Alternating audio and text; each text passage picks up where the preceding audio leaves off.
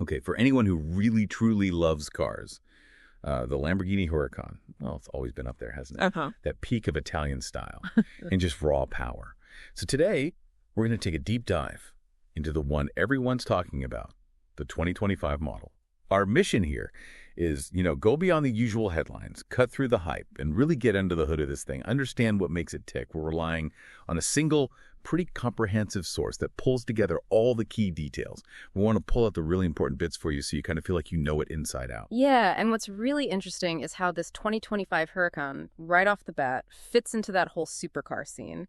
It's not just a minor refresh. The source paints it as this amazing mix of like elegant Italian looks, but also extreme, almost brutal performance.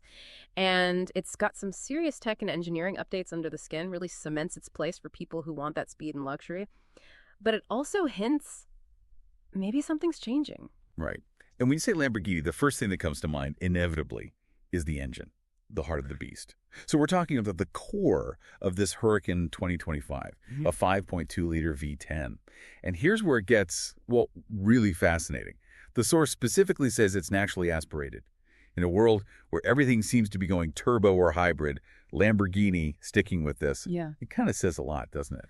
About that pure driving connection. It really does. It's a statement. Yeah. So this V10 powerhouse, it's putting out around, 631 horsepower, give or take, depending on the version. And the numbers, they're just, staggering. 0 to 100 kilometers an hour, 2.9 seconds, top speed, over 325 kilometers an hour. That's properly fast, redefines fast, really. It absolutely does. And thinking about how that power actually gets to the road, the source mentions it'll come in both all-wheel drive, AWD, and interestingly, rear-wheel drive, RWD. So you get a choice there, which is great for different driving styles. Definitely. RWD Lambo. That's got a certain appeal. It does. And that V10 is hooked up to Lamborghini's super fast 7-speed dual-clutch gearbox, the LDF, Lamborghini Doppia Frizione. Beyond just the hardware, you've got driving modes. Strada for, let's say, slightly more civilized driving. Sport for when you want to liven things up. And then Corsa, that's track mode, full attack. Okay. The source also really hits on the advanced aerodynamics, which, are absolutely key for performance and keeping it glued to the road, especially when you're pushing hard through corners. Now, this does bring up something interesting, though, because like you said, the source emphasizes the naturally aspirated V10. Big deal.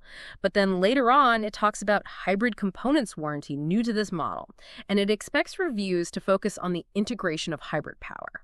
Okay. So wait, is it purely V10 or is there some hybrid tech creeping in? That sounds a bit contradictory. It does seem that way on the surface, right? It suggests this really intriguing mix, maybe keeping that glorious V10 sound and feel, but also adding something electric. It could be a mild hybrid system, perhaps. The source doesn't fully spell it out, but it hints at this blend of Lamborghini's raw tradition and, a nod to the future. It really shows how complex supercar design is getting, trying to balance heritage with new tech and regulations. That is fascinating. So how do you think they'll manage that? Keeping the V10 soul while adding hybrid bits, is that going to work for the purists? That's the big question, isn't it? The source seems to imply they're aiming for a careful blend, keep the V10 character, the sound, the linear power, but maybe use electric bits for, say, low-end Torqueville or to meet emissions targets without sacrificing the V10 experience entirely. It's definitely a tightrope walk. A tightrope walk indeed. Okay, sticking with the power side of things for a moment. Fuel. What's the damage at the pump going to be? Well, it's a supercar V10, so yeah. Expected consumption is around 13 to 14 liters per 100 kilometers, mixed driving. Pretty standard for this kind of car, really. Yeah, no surprises there. And it's got an 80-liter fuel tank, so you'll get some decent range between those inevitably expensive fuel stops. Okay, so power covered. But a Lambo, it's not just about speed, is it? It's the whole experience, the look, the feel. How does the 2025 Huracan deliver on that front? Oh, absolutely. It's like functional art. The source describes the exterior as, aggressive, bold, fighter jet inspired, which is kind of a Lamborghini signature now. But what's neat is how they keep refining that look. It's still instantly a Huracan, but, updated.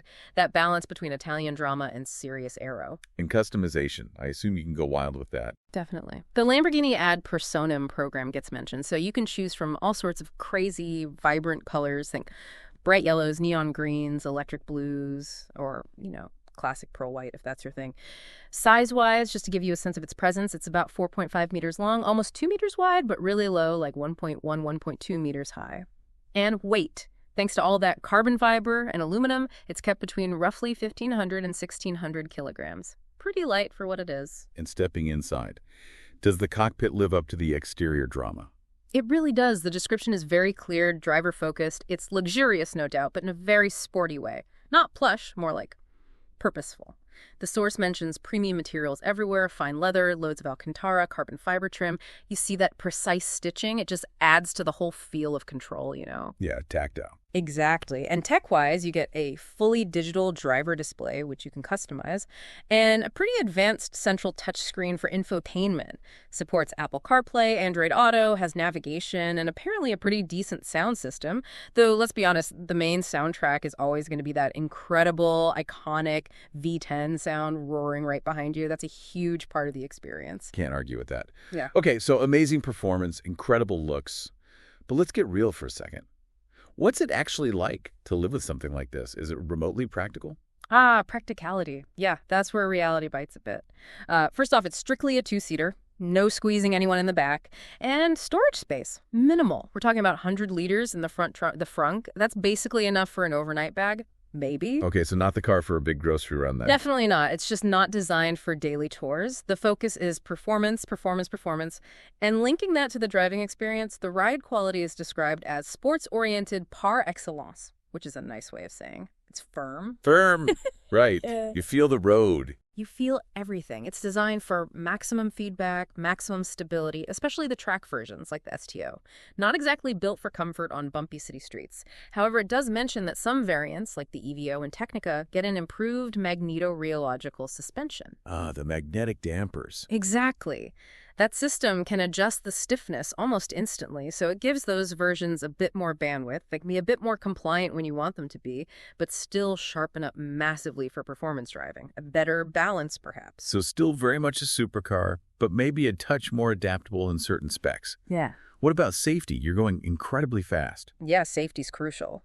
Now, the key thing to know here is that cars like the Huracán, these low-volume supercars, they don't typically get crash tested by the usual organizations like Euro NCAP or NHTSA in the States. Right. It's not practical for them to crash test such expensive limited-run cars.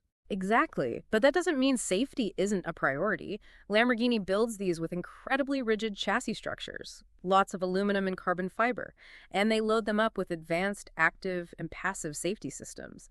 You've got stability control, ESC, traction control, TCS, sophisticated ABS brakes with electronic brake force distribution, EBD, plus front and side airbags, a rear-view camera, parking sensors, tire pressure monitoring, and those huge carbon ceramic brakes provide immense stopping power. So, engineered for safety through structure and systems, even without the standard star ratings. Yeah.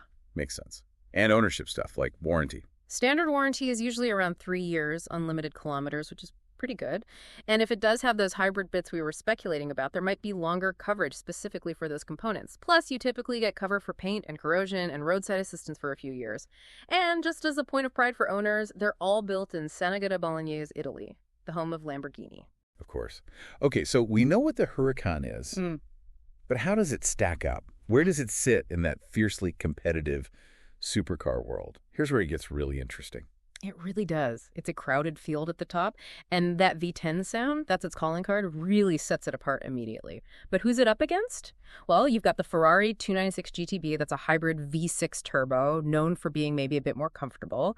Then there's the McLaren Artura, another hybrid, V6 twin-turbo, super lightweight focus. Porsche 911 Turbo S, always the benchmark for usable performance, AWD, maybe more practical day-to-day. The benchmark, yeah. The Audi R8 V10 performance shares that amazing engine, though maybe styled a bit more elegantly, often seen as slightly better value, although its future is a bit uncertain now.